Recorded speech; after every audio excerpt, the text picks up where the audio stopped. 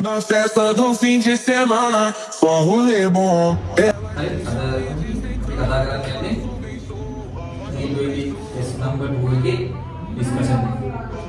ඉතින් පේපර් එක දෙක නැති කවර වෙනවා නම් අපි මීඩියාකින් දාලා තියෙනවා.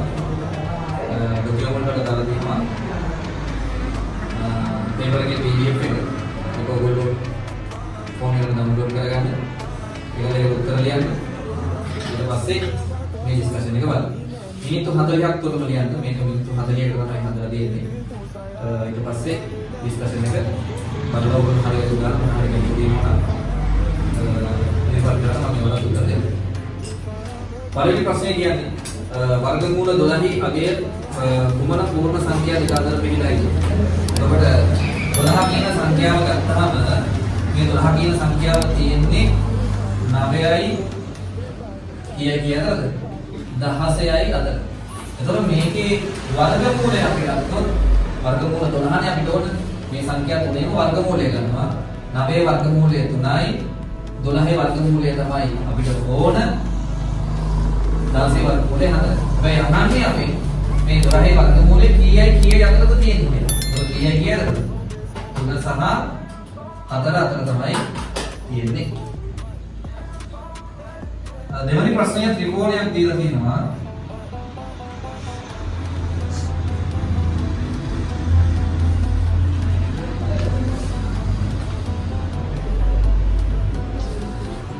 මේක අංශකේ 70 කියලා දෙනවා. මේ ත්‍රිකෝණයේ x වල අගය නම් සරල රේඛා දෙකක් ඡේදනය වුණාම හැදෙන ප්‍රතිමුඛ කෝණ විශාලත්වයෙන් සමානයි. නම් මේ කෝණයේ අගය අංශක 75. ත්‍රිකෝණයේ අභ්‍යන්තර කෝණ තුනේ එකතුවේ අපිට මේ x අගය හොයාගන්න පුළුවන්. x ධන අංශක 75 ධන අංශක 45 සමානයි අංශක 180ක් වෙනවා. ත්‍රිකෝණයක අභ්‍යන්තර කෝණ තුනේ එකතු. x ධන 5යි 5යි 10යි 7යි 4යි 12යි 1යි 12යි 180යි. මේ 120 අයින් කරන් එහා පැත්තට ගන්න 180 අඩු කරන්න අංශක 120ක් සමානයි අංශක 60ක් කියලා. හරිද? අපි යමු තුන්වෙනි ප්‍රශ්නෙට. සමදතුරස්‍රයක වර්ගඵලය වර්ග සෙන්ටිමීටර 625කි. එහි පැත්තක දිගසය. සමදතුරස්‍රයක් නම් අදින්න අවශ්‍යතාවයකුත් නැහැ. ඒකට මේකේ පැත්තක දිග a කියලා ගත්තොත් a වදාවක් a තමයි 625ක් වෙන්නේ. a වර්ගය සමානයි 625යි. a වල අගය ගන්න 625 වර්ගමූලය ගන්න ඕන. ඉතින් අපිට බෙදීමේ ක්‍රමයේ භාවිත කරලා මේ 625 වර්ගමූලය ගන්න පුළුවන්. සෙන්ටිමීටර 25යි. 25 තරක් 25 625යි. එහෙනම් a වල අගය සෙන්ටිමීටර 25යි. සමදතුරස්‍රයේ පැත්තක දිග සෙන්ටිමීටර 25යි. මෙන්න හතරවෙනි ප්‍රශ්නය. එක බෙදීම x ධන දෙක බෙදීම 3යි x. බීජීය භාග දෙකක් තියෙන්නේ. මේ බීජීය භාග දෙක එකතු කරන්න තියෙන්නේ. හැබැයි හරය සමාන නැහැ. හරය සමාන කරගන්න මෙතන x තියෙනවා ඉංග්‍රීසි අකුර සමානයි සම්මුඛකේ විතරයි සමාන නැත්තේ. තුනෙන් ගුණ කරගන්න ඕන. එක් වරක් තුන 3යි. තුන් වාරයක් x 3යි x. ධන හරය 3යි x. දැන් හරය සමාන වෙලා තියෙන්නේ 3යි 2යි කීයද? 5යි.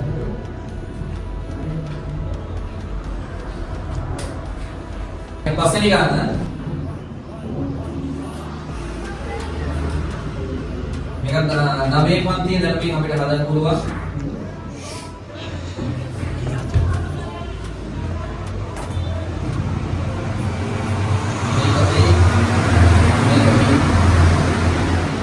A මේලය B සම්පූර්ණකේ ඩෑෂ්. ඩෑෂ් කියලා කියන්නේ අනුපූරකය. අනුපූරකය නම් A මේලය B. මේලය කියන්නේ එකතුවනේ. A ගේ B ගේ එකතුව මෙන්න මේ ටිකෙන් තමයි ගන්න පුළුවන්. එහෙනම් A මේලය B සම්පූර්ණකේ ඩෑෂ් කියලා කියන්නේ මෙන්න මේක. වටේ ටික මේ විදිහට අනුපූර කරලා පෙන්නන්න. මේ හැම ප්‍රශ්නයකටම මම දුන්නේ ලකුණු දෙක ගන්න. හයවෙනි එක පෙට්ටියක සර්ව සම නිල් පාට පෑන් දෙකක්ද රතු පාට පෑන් හතරක්ද කළු පාට පෑන් තුනක්ද ඇත. එයින් අහම ලෙස ඉවතර ගන්නා පෑනක් රතු පාට පෑනක් වීමේ සම්භාවිතාවය කීයද කියලා අහනවා. එතකොට ඔක්කොම පෑන් කීයක් තියෙනවද? නිල් 2යි රතු පාට 4යි කළු පාට පෑන් 3යි. 2යි 4යි 6යි 6යි 3යි 9යි. දැන් ඔක්කොම පෑන් 9යි රතු පාට එකක් වෙන්න පුළුවන් සම්භාවිතාවය. රතු පාට ඒවා කීයක් තියෙනවද? 4ක් තියෙනවා. එහෙනම් 9යි 4යි.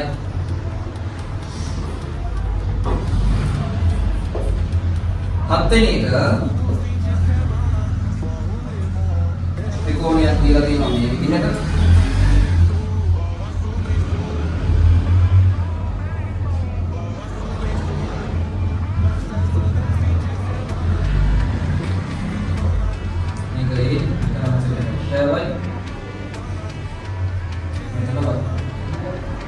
රූපයේ නියති තොරතුරු අනුව වයිවල අගය හොයන්න. සමද්විපාද ත්‍රිකෝණ තියෙනවා මෙතන දෙකක්. ඒතර සමද්විපාද ත්‍රිකෝණයට ප්‍රමේය තමයි ලක්ෂණය තමයි සමාන පාද වලට සම්මුඛ කෝණ සමානයි. මේ අංශක 70 නම් මේ කෝණයේ අංශක 70ක් වෙන්නේ. මේ කෝණය y නම් මේ කෝණයත් y වෙන්න ඕන. හේතුව මීට සම්මුඛ මේ කෝණයයි මීට සම්මුඛ මේ කෝණයයි සමානයි. එතකොට මේක 70යි නම් මේක 70යි නම් මෙන්න මේ බාහිර කෝණය අගේ කීයද? ත්‍රිකෝණයක පාදයක් දික් කිරීමෙන් සෑදෙන බාහිර කෝණය අභ්‍යන්තර සම්මුඛ කෝණ දෙකේ එකතුවට සමානයි. නම් මේක අගේ ගන්න පුළුවන් නේද? අංශක 140. මේක හදන්න තව ක්‍රමයක්ත් තියෙනවා. මම එකක් කියන්නම් මේ ක්‍රමයක හදලා. එතකොට මෙන්න මේ ත්‍රිකෝණයේ අභ්‍යන්තර කෝණ තුනේ එකතුව y ධන 140 සමානයි අංශක 180යි. එතකොට 2y ධන අංශක 140 සමානයි 180යි. 2y සමානයි 180න් අඩු ගණන් කරොත් 140. 2y සමානයි අංශක 40යි. දෙපැත්තම දෙකෙන් බෙදන්න y වලගේ අංශක 20ක් තියෙනවා. එහෙමත් වුණා. එහෙම නැත්තම් මේක 70යි මේක 70යි නම් අපිට මේ චූටි කෝණය හොයාගන්න පුළුවන්. ඒ කෝණය කීයද? 70යි 140යි 180යි 180ක් අඩ කරපුවා මේ කෝණය අංශක 40ක් වෙනවා. දැන් මේ බලන්න මේ ත්‍රිකෝණයේ පාදයක් දික් කිරීමෙන් සෑදෙන බාහිර කෝණය අභ්‍යන්තර සම්මුඛ කෝණ දෙකේ එකතුවට සමානයි. y ධන y සමානයි අංශක 40යි. 2y සමානයි අංශක 40යි. දෙපැත්තම දෙකෙන් බෙදන්න y සමානයි අංශක 20ක් කියලා. ඉතින් ඔය ක්‍රම දෙකෙන් මොකෙන් හදුවත් හරි. පියවර ටික තියෙනවා. අර වරහන් තුළ තමන් හදන ඒ ක්‍රමයේ භාවිත කරපු ක්‍රමයේ ලිව්වත් ගැටලුවක් නැහැ. ලියනවා නම් වඩා හොඳයි මතක් වෙනවා.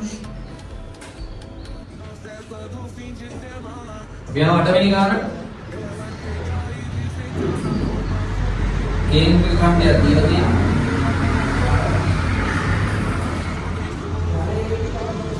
රූපේ දක්වා ඇති කේන්ද්‍රක ඛණ්ඩයේ පරිමිතිය සෙන්ටිමීටර 39ක් වේ.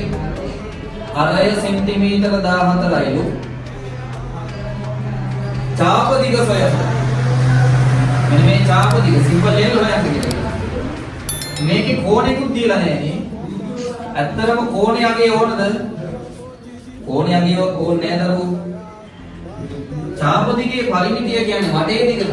මම චාප දිග L කියලා ගත්තා. නේද? මේ කේන්ද්‍රික ඛණ්ඩයේ පරිමිතිය කියන්නේ මේ සම්පූර්ණයේ වටේ දිග. මේ 14යි මේ 14යි මේ L ගේ එකතුව තමයි 39 14යි 28 ධන L සමානයි 39. L සමානයි 39න් අඩු කරන්න ඕන 28ක්. L සමානයි කීයද? කයි සෙන්ටිමීටරයක් ගන්න. දැන් සමහර අය ගන්න හදනකොට කෝණේ හොයාගෙන නේද? එන විකාරයක් කරලා තමයි ගන්න හදන්නේ. මොනේ? අර ගන්න කියලා. 9 සංඛ්‍යා වකය තුලින් දුන්න ගාන මොන සාධාරණ පදේ දීලා තියෙනවා අපි tm කියන සාමාන්‍ය සාධාරණ පදයක් ගන්න. 3යි n ධන 2යි. රටාවේ 10 වන පදේ. එහෙනම් n සමාන n වෙනකොට 10 දාන්න.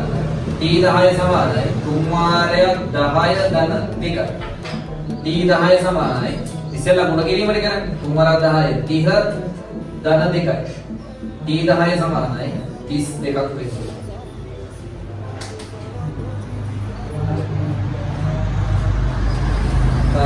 දහවෙනි ප්‍රශ්නෙට උත්තරේ හරි වැරදි දාන්න තියෙන්නේ. මම ඒක හරි වැරදි හරි වැරදි ටික කියන්න. ත්‍රිකෝණයක අභ්‍යන්තර කෝණ තුنين එකතු අංශක 180ක් වේ. හරි. පාද දෙකක් සමාන වන ත්‍රිකෝණයක සමාන පාද වලට සම්මුඛ කෝණ සෑම විටම සමාන වේ. හරි. සමද්විපාද ත්‍රිකෝණ ප්‍රමේය. ඍජුකෝණී ත්‍රිකෝණයක් අංග සමවන්නේ කර්ණපා අවස්ථාව යටතේ පමණයි. ඒක වැරදි.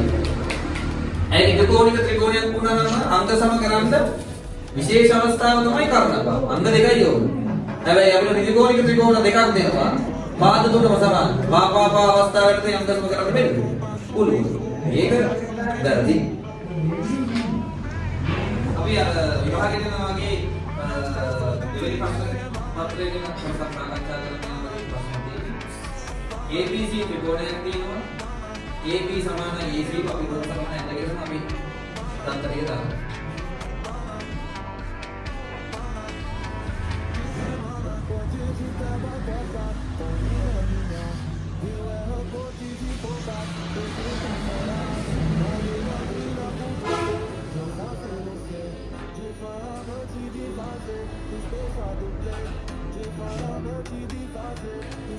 ABC ත්‍රිකෝණයේ AB සමානයි AC ට BC පාදයට ඇති ලම්බකයේ අඩිය කීලු ලම්බකය කියන්නේ අංශක 90යි. ඒ කියන්නේ මේකත් 90යි.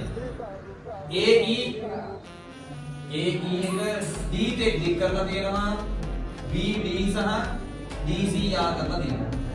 ඒතර පළවෙනි ප්‍රශ්නේ අහන්නේ ABE ත්‍රිකෝණය හා ACE ත්‍රිකෝණ අංග සම කරන්නේ.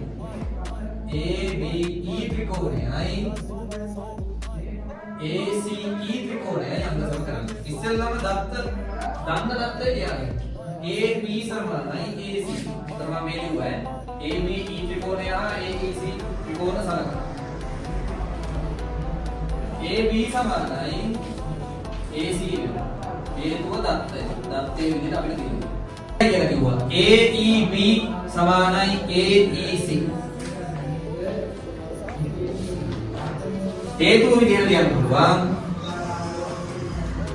BC ට ලම්බකයි AE. මේ පාදයේ සමාන කොට මේ කෝණයයි සමානයි. මෙන්න මේ ලොකු ත්‍රිකෝණයේ සමාන පාද වලට සම්මුඛ කෝණ සමානයි. ABE කෝණය සමානයි ACD. සමාන පාද වලට සම්මුඛ කෝණ සමානයි.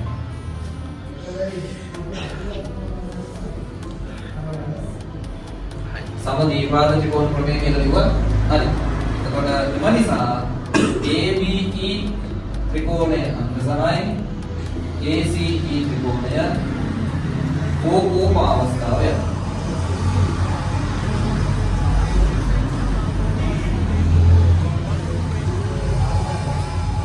තව ක්‍රමයක් තියෙනවා. මේක අංග සම කියන්න පුළුවන්. ත්‍රිකෝණික ත්‍රිකෝණ දෙකක් ඉතින් කර්ණය සමානයි. මේ පාදේ පොදු පාද. කර්ණපා කියන අවස්ථාව යනදී මේක අංග සම කරන්නේ. කර්ණේ කොයි පාදේ? ත්‍රිකෝණේ කොහොමද තියෙනවනේ. කර්ණපා අවස්ථාව ගන්න පුළුවන් ත්‍රිකෝණික ත්‍රිකෝණ සම්බන්ධව විතරයි. කර්ණපා කියන අවස්ථාව යනදී මේක අංග සම කරන්නේ. ඒක මම ලියලා පෙන්නන්නේ. අපි යමු දෙවෙනි කොටස කියන්නේ BD සමානයි CD වල.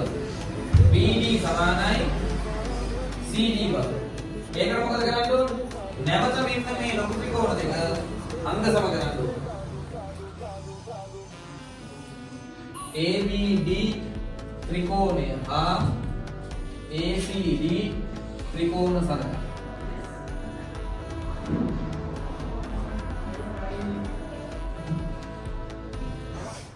එතකොට දත්තයේ විදිහට AB සමානයි AC වෙනවා. AB සමානයි AC දත්තය. මෙන්න මේ AD කියන පාදය මේ ත්‍රිකෝණ දෙකට පොදු වෙනවා. AD සමානයි AD පොදු පාදය.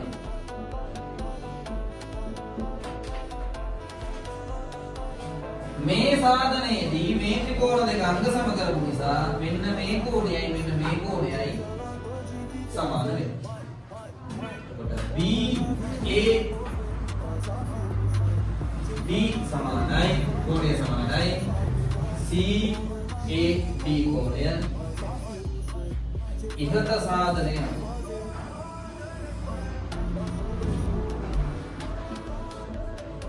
එම නිසා ABD ත්‍රිකෝණය අංග සමයි ACD ත්‍රිකෝණය ඒක පාකූප අවස්ථාව ගන්න අපි මතක තියාගන්න ඕන කාරණයක් තමයි අන්තර්ගත කෝණයේ තියෙන සමාන පාද වෙන්නේ. හරි මේ පාදයයි මේ පාදයටයි අන්තර්ගත මේ කෝණය මේ පාදයටයි මේ පාදයටයි අන්තර්ගත මේ කෝණය. පාකූප අවස්ථාවෙන් කියන්නේ. දැන් කියන්න පුළුවන් අපිට BD සමානයි CD කියලා හේතුව අංග සම ත්‍රිකෝණ වල අනුරූප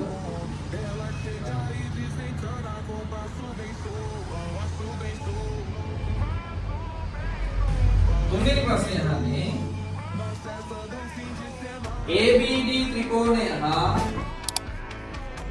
ABD ත්‍රිකෝණය හා ACD ත්‍රිකෝණය අංග සම වන අවස්ථාව කියන්නේ අපි අංග සම පාකෝප අවස්ථාව යදී.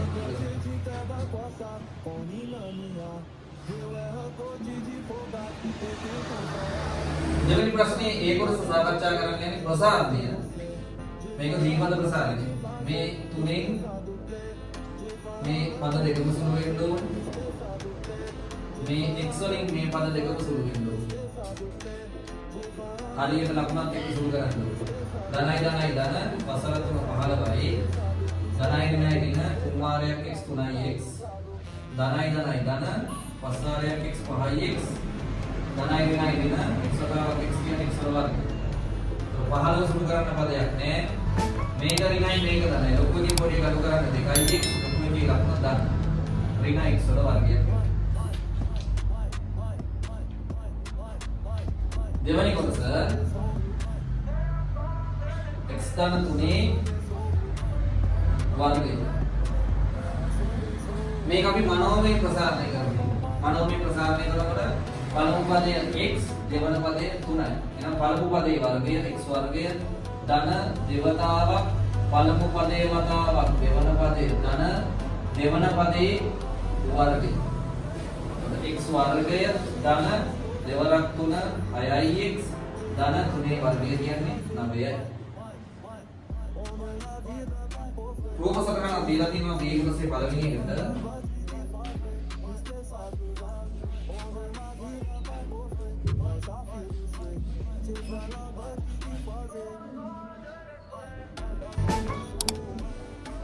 මේක සෙන්ටිමීටර 3යි. මේක සෙන්ටිමීටර 2යි. මේක සෙන්ටිමීටර x. ගානේ අහලා තියෙන්නේ රූපයේ අඳුර කර දක්වා ඇත්තේ පැත්තක දිග සෙන්ටිමීටර x වන සමචතුරස්‍රාකාර කඩදාසියකින් දී ඇති මිනුම් වලට අදාළව ත්‍රිකෝණාස්ත්‍රාකාර කොටසක් කපා ඉවත් කර ඇති ආකාරය. ත්‍රිකෝණාස්ත්‍රාකාර කොටසේ වර්ගඵලය සඳහා ප්‍රකාශනයක් ලියා සුළු කරන්න. එතකොට බලන්නකෝ මේ සම්පූර්ණ දිග x නම් මෙතන නම් මෙතන 3යි නම් මෙන්න මේ දිග මට ගන්න පුළුවන් x අඩු කිරීම 3යි. මේ සම්පූර්ණ දිගත් x නම් මේ ටික දෙකයි නම් මේ ගන්න පුළුවන් x අඩු කිරීම දෙකයි. එතකොට මේ ත්‍රිකෝණාශ්‍රයේ වර්ගඵලය කියන්නේ දිග ගුණ කිරීම බලන්න. එහෙනම් ලියන්න පුළුවන් පළවෙනි කොටස x වෙන දෙක වතාවක් x වෙන 3. මේ x වලින් මේ පද දෙකම ගුණ වෙන්න ඕන. අර විදිහම x වතාවක් x වෙන 3 x වෙන 3 මේ ඍණ දෙකෙන් මේ පද දෙකම ගුණ ඍණ දෙවතාවක් x වෙන 3. x වර්ගය ධනයි ඍණයි ඍණ 3x ඍණයි ධනයි ඍණ 2x ඍණයි ඍණයි ධන උපර දෙකයි. x වර්ගය මේ පද දෙකම ඍණයි ඍණ 5x ධන 6 වෙනවා.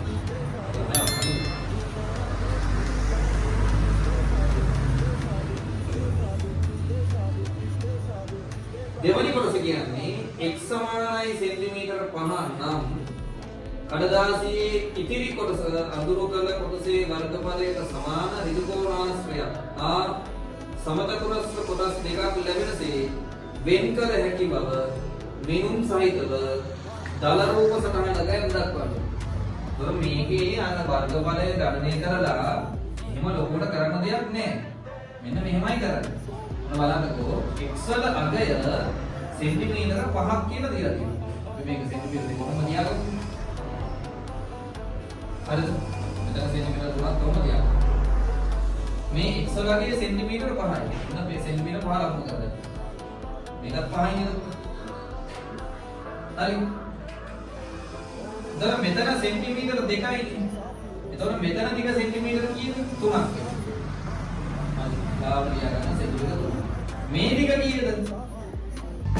5න් 3ක් අඩු වෙන්නේ මේ දිග 2යි. එතකොට බලන්නකෝ මේ අඳුරු කරලා තියෙන එකට සමානවම දැන් මෙතන සෙන්ටිමීටර 2යි මෙහෙට 5 තව දෙකක් කියපුවම මෙන්න මේ වගේ මේ හා සමාන ත්‍රිකෝණාශ්‍රයක් අපිට මේකේ අදගන්න පුළුවන්. දැන් මේකේ දිග සෙන්ටිමීටර 2යි. මේ වගේ ත්‍රිකෝණාශ්‍රයකුයි සමචතුරස්‍ර දෙකකුයි. දැන් බලන්න මෙතෙන්ට 3ක් ගියාම මෙතෙන් ඉතුරුයි 2ක්. මේකත් එකයි. මේ ඉර මෙහෙම පල්ලෙහාට දැම්මොත් මේ පාද හතරම දිගින් සමානයි නේද? සමචතුරස්‍රයක් හැදෙන්නේ. මේකත් මෙතෙන්ටම දාන්න. සමචතුරස්‍රයක් හැදෙන්නේ. මේ බලන්න ලස්සනට මේ විදිහට සමචතුරස්‍රයක් දෙකක් හැදෙනවා. මේ ඉතිරි වෙන කොටස ඉතින් ඒක අපිට අදාළ නැහැ. ඒක ගාන මොකුත් කියලා නැහැ. අපිට මිනුම් සහිතව ඇඳ දක්වන්න කියලා තමයි කියන්නේ. මෙන්න මේ විදිහට දලව ඇඳලා තිබුණා නම් එක ළමයි විදිහට මහරි අඳුර කරලා තිබුණා නම් ඒක කොහොමද?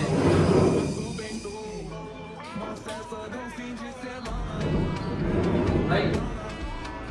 මේක තමයි අපේ පේපර් එකේ සාරාංශය. මම ලකුණු දෙන විදිය කිව්වොත් අර පළවෙනි ප්‍රශ්න 10ට එකකට ලකුණු දෙක ගානේ ගන්න ඕන. ඊට පස්සේ දෙවැනි එකේ දෙවෙනි කොටසේ වගේ තිබුණා පළවෙනි ප්‍රශ්නයට අර අංග සමකරණයකට ලකුණු 4යි. පළවෙනි කොටසේ දෙවෙනි එකට ලකුණු 4යි. තුන්වෙනි එකට ලකුණු 2යි. දෙවෙනි එකේ ඒ කොටසේ පළවෙනි එකට ලකුණු 2යි. දෙවෙනි එකට ලකුණු 2යි. B කොටසට ලකුණු 4යි. මේ කොටස කියන්නේ මේ කොටසට ලකුණු 4යි. අර දෙවෙනි එකේ මේක නැවත ඇඳලා මෙහෙම පෙන්නනකොට ලකුණු දෙකක් දීලා තියෙනවා. ඔයගොල්ලෝ ලකුණු 40න් එන්නේ. මේ ලකුණු 40න් එන එක අපි හිතමුකෝ ලකුණු 20ක් ආවා 25ක් ආවා කියලා. මේ 25 40න් බෙදලා උත්තරේ ගන්න 100න් ගුණ කරගන්න. 100න් ලකුණු දාගන්න. අපි ඊළඟ ප්‍රශ්න පත්‍රේ නැවත හමු.